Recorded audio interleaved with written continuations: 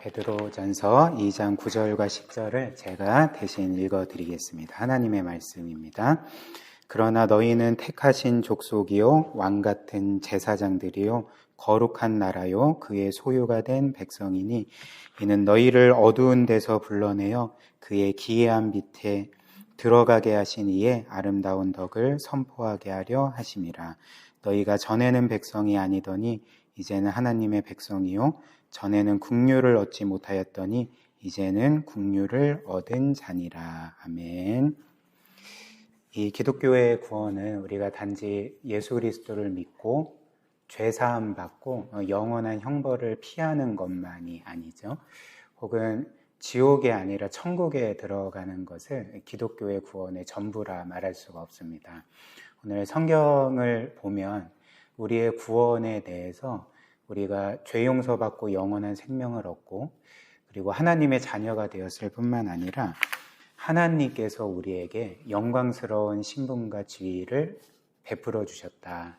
우리의 이 지위가 놀랍게도 영광스럽게 변화되었다. 이런 말씀 우리에게 주고 있는데요. 그럼 그 지위가 어떤 것일까요? 우리가 읽은 9절처럼 이렇게 말합니다. 그러나 너희는 택하신 족속이요 왕같은 제사장들이요 거룩한 나라요 그의 소유가 된 백성이니 라고 말합니다. 즉 우리는 구원받았을 뿐만 아니라 하나님이 우리를 영광스럽게 높여주셨죠.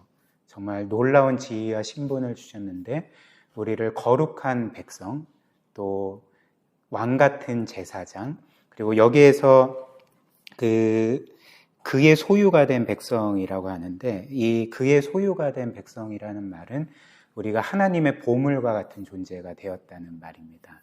이제 이렇게 우리의 신분이 놀랍게 변화되었던 것입니다. 그래서 우리가 은혜로서 받은 이 구원, 우리가 단지 그 형벌을 면하고 천국에 들어가게 되었을 뿐만 아니라 우리의 이런 지혜와 신분이 놀랍게 영광스럽게 변했다는 것을 우리가 묵상한다면 우리의 구원에 있어서 하나님의 은혜를 더욱더 깊이 또 깨닫고 경험할 수 있게 되는 거죠. 그래서 오늘 저는 이 말씀을 두 가지로 살펴보고자 하는데요. 첫 번째는 우리가 하나님의 택하신 백성이라는 것, 그리고 두 번째는 우리가 더 나아가 왕같은 제사장으로서 세워졌다는 것을 함께 살펴보겠습니다. 첫 번째로 성경은 하나님께서 우리를 구원하실 때에 택하셨다 말씀을 하는 거죠. 우리를 택하신 족속으로 삼으셨다 말씀을 합니다.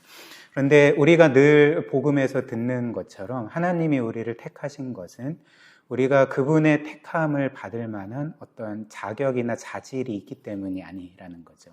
우리가 그런 훌륭한 자격과 자질을 갖추었고 그것을 보시고 하나님이 우리를 택하신 것이 아니라는 거죠. 사실 이 세상에서는 그 어떤 일에 대해서 그 최적의 사람을 선택할 때 가장 그 일에 대해서 훌륭한 사람을 선택하지 않습니까? 여러 일들 중에서 특별히 선거를 생각을 해보면 우리가 선거 때만 되면 어찌됐든 일꾼을 정치인들을 선출을 해야 되는데 우리가 생각하기에 가장 그래도 훌륭하고 정직하고 뭔가 이 정치를 국민의 편에서 국민의 유익을 위해서 할 수 있는 것처럼 보이는 사람, 이제 그런 사람을 우리가 보통 이제 투표해서 선출하지 않습니까? 그러나 하나님께서 우리를 택하실 때는 이런 우리의 어떤 훌륭한 자격과 자질 때문에 우리를 택하시는 것이 아니라는 거죠. 오히려 우리는 어떤 면에서 하나님께 택하심을 받지 못하는 모든 자격과 자질을 이미 갖춘 사람들이 아닙니까? 우리는 죄인일 뿐이고 하나님께 반역한 사람들일 뿐이고 여전히 구원받았지만 우리 안에는 죄와 악이 가득하지 않습니까? 그래서 오늘 말씀이 뭐라고 말할까요? 9절 하반절에 보면 이제 이렇게 말하는 거죠. 이는 너희를 어두운 데서 불러 그의 기이한 빛에 들어가게 하신 하나님이시다 이렇게 말합니다. 즉 우리는 원래 어둠 가운데 있었던 자들인 거죠. 우리는 죄 가운데 있고 불의 가운데 있고 하나님을 반역하는 삶 가운데 그렇게 살아가던 자들이었는데 이런 어둠에 있던 우리를 하나님이 택하신 것입니다. 그래서 택해서 이제 빛의 나라로 옮기신 거죠. 그리고 10절도 이렇게 말하죠. 너희가 전에는 백성이 아니더니 이제는 하나님의 백성이요 전에는 국류를 얻지 못하였더니 이제는 국류를 얻은 자가 됐다 이렇게 말합니다. 그래서 우리는 원래 백성이 아니었고 백성이 될 수 있는 자질이나 자격이 없던 자들이었습니다. 오히려 모든 면에 있어서 하나님의 백성이 될 수 없는 사람들이었음에도 불구하고 백성이 아닌 우리를 택하셔서 백성이 되게 하시고 그리고 전에는 국류를 받을 어떤 자격도 없었지만 그런 가운데서도 우리에게 국류를 베풀어 주셨던 것 이게 이제 하나님이 우리를 택하신 족속으로 삼으신 사실이라는 거죠. 그리고 이는 기독교가 이 세상 모든 종교와 가장 뚜렷하게 구별되는 지점이기도 합니다. 이 세상의 종교들은 너희가 신에게 택함을 받기 위해서는 그에 합당한 자질과 자격이 있어야 된다. 훌륭해야 된다. 이렇게 주장을 하는 거죠.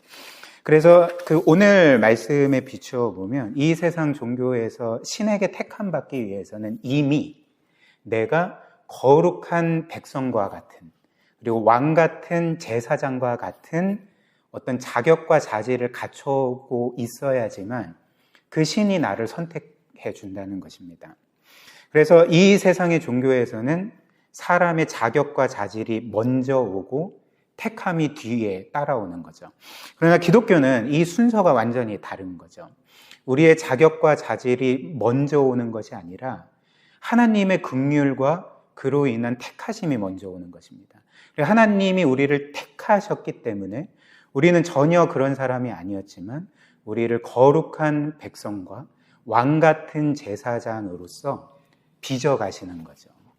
하나님의 택하심이 우리를 그런 거룩한 사람들로 만들어 간다는 것입니다. 이것이 기독교와 이 세상 모든 종교들의 이제 극명한 차이가 되는 거죠. 그리고 하나님께서는 이렇게 은혜로서 우리를 택하시고 거룩한 백성과 왕 같은 제사장으로 세우신 후에 우리는 전혀 그런 사람들이 아니지만 이제 너희는 이 신분과 지위에 합당한 삶을 살라고 우리에게 요구하고 계시는 거죠. 따라서 우리가 이런 하나님의 은혜에 대한 택하심의 말씀을 볼 때 우리가 특별히 이 말씀을 우리의 삶에 적용하면 이제 우리의 삶은 어떻게 달라질까요? 일단 우리는 우리가 받은 구원과 또 하나님이 우리에게 베풀어 주신 이 지위와 신분에 대해서 어떤 자랑도 할 수가 없습니다. 우리는 이것에 대해서 뭔가 내가 내 자격과 자질로 인해서 이것을 획득한 것처럼 결코 자랑할 수 없다는 거죠. 그리고 우리는 더 나아가서 우리는 구원받았지만 아직 구원받지 않은 이 세상의 많은 사람들에 대해서 영적 우월감을 가질 수가 없게 되는 거죠. 뭔가 마치 내가 저 사람들보다 영적으로 우월하다거나 훌륭하다거나 뭔가 저들보다 더욱더 선한 삶과 거룩한 삶을 사는 것처럼 생각하여서 내가 이렇게 구원받고 하나님의 거룩한 백성이자 왕 같은 제사장이니까 나는 저 사람들보다 더 우월해 라는 그런 우월의식을 결코 가질 수가 없습니다. 왜 그럴까요? 왜냐하면 하나님의 은혜가 아니면 사실 우리도 그들과 별반 다르지 않는 인생들이기 때문에 그렇습니다. 하나님의 은혜가 아니었으면 우리도 여전히 죄 가운데 거했을 거고 하나님의 은혜가 아니었으면 우리도 다른 이들처럼 구원받지 못한 채 그렇게 어떤 면에서 영적으로 비참한 삶을 살아가지 않았겠습니까? 그렇기 때문에 우리는 이 은혜를 기억할 때 사람들에 대해서 혹은 내 옆에 있는 그 지체들을 향해서 결코 영적인 우월감을 가질 수가 없는 거죠. 늘 우리는 겸손함으로 나의 나된 것은 하나님의 은혜입니다는 고백을 하며 살아갈 수밖에 없는 것입니다. 그리고 또한 우리는 이렇게 교만하고 영적인 우월감을 가질 수 없을 뿐만 아니라 이제 우리의 모습에 있어서 우리는 결코 이제 절망할 수 없는 사람들이 된다는 것입니다. 우리는 사실 신자가 된 이후에도 종종 죄를 짓고 영적으로 실패하고 영적으로 실패할 뿐만 아니라 우리는 사실 이 세상에서 우리가 하는 일에서 종종 실패를 경험하지 않습니까? 그리고 그때마다 우리는 낙심하게 되는 거죠. 뭔가 내 인생이 아무것도 아닌 것처럼, 내 인생이 실패한 것처럼 이렇게 여겨지면서 우리는 이제 낙심하게 되고 심하면 이제 절망에 빠지게 되지 않겠습니까? 그러나 우리가 이 은혜를 믿는다면, 하나님이 우리를 은혜로 택하시고 왕 같은 제사장 그리고 거룩한 백성으로 세워주셨음을 정말 우리가 믿는다면 우리의 인생에서는 결코 절망이 없게 되는 거죠. 왜 그럴까요? 왜냐하면 우리는 이미 하나님께 영원한 최종 판결을 받은 사람들이기 때문에 그렇습니다. 내가 나에 대해서 어떻게 생각하든지 혹은 이 세상이 나에 대해서 어떤 판단을 하고 판결을 내리는지와 상관없이 우리는 이미 하나님이 우리에게 영원한 판결을 내려주신 거죠. 그 영원한 판결이 무엇일까요? 오늘 말씀처럼 너희는 하나님의 거룩한 백성이요 왕 같은 제사장이라는 영원한 판결을 우리에게 내려주셨기 때문에 그렇습니다. 그리고 우리가 우리 자신에 대해서 이 세상이 우리에 대해서 어떤 판결을 내리든지 간에 우리는 하나님의 소유된 백성이요 하나님의 가장 소중히 여김받는 보물과 같은 사람이라고 오늘 우리에게 선언해주고 계시기 때문에 우리는 결코 자존감을 잃을 수가 없게 되는 것입니다. 우리는 결코 절망할 수 없는 사람들이 되는 거죠. 그렇다면 우리는 사실 생각할 때 나는 지금 거룩한 백성이 아닌데 하나님이 거룩한 백성으로 부르시고 나는 사실 왕 같은 제사장이 아닌데 왜 나를 계속 왕 같은 제사장이라고 부르시는가? 혹은 나는 하나님께 보물과 같은 존재가 아닌데 왜 하나님은 나를 그분의 가장 보배로운 보물이라고 말씀하시는가? 왜 그럴까요? 왜냐하면 이것 또한 우리의 자격과 자질 때문이 아니라 그리스도께서 우리를 위해 이루신 모든 일 때문에 그런 거죠. 즉 그리스도께서 우리를 위해 행하신 일이 무엇일까요? 그리스도는 우리가 우리의 죄 때문에 마땅히 겪어야 될 죽음을 그분이 대신 겪고 죽으심으로써 우리를 대속하셨을 뿐만 아니라 우리가 마땅히 살았어야 하나 실패했던 하나님의 말씀에 온전히 순종해야 했던 그 삶을 우리 대신 사셨던 거죠. 그래서 예수님은 역사상 하나님께 완벽하게 순종한 유일한 사람이셨습니다. 물론 하나님이시지만 유일한 사람이셨던 거죠. 그리고 하나님은 우리가 그 예수 그리스도를 믿을 때 이제 어떻게 하십니까? 그리스도의 모든 것이 이제 우리의 것이 되게 하시는 거죠. 그리스도와 우리를 하나로 묶으셔서 그래서 그리스도의 그 거룩함과 의로움과 그리스도께서 하나님의 말씀에 완벽하게 순종하신 그 결과물을 그 자격을 그 점수를 우리의 것이 되게 하셨던 것입니다. 그래서 하나님이 오늘 말씀처럼 늘 우리를 보실 때는 그리스도 안에서 보심으로 우리를 거룩하지 않는데 거룩한 백성으로 보시고 전혀 왕 같은 제사장처럼 살지 않는데 왕 같은 제사장으로 보신다는 것이죠. 이게 하나님이 우리에게 내리신 영원한 판결이라는 것입니다.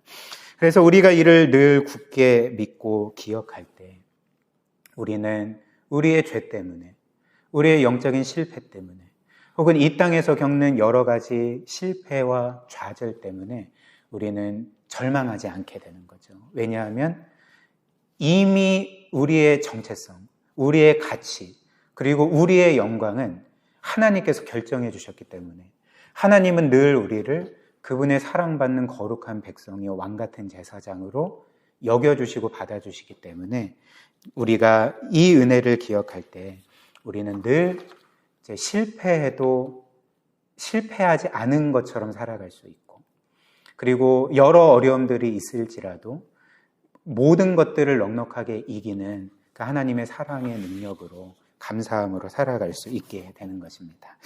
그 다음 마지막으로 우리는 택하신 족속일 뿐만 아니라 왕 같은 제사장인 거죠. 하나님이 우리를 이런 놀랍고 영광스러운 신분과 지위에 세워주셨던 것입니다. 그래서 9절 말씀 보면 너희는 택하신 족속이요 왕 같은 제사장들이요 이렇게 말하는 거죠.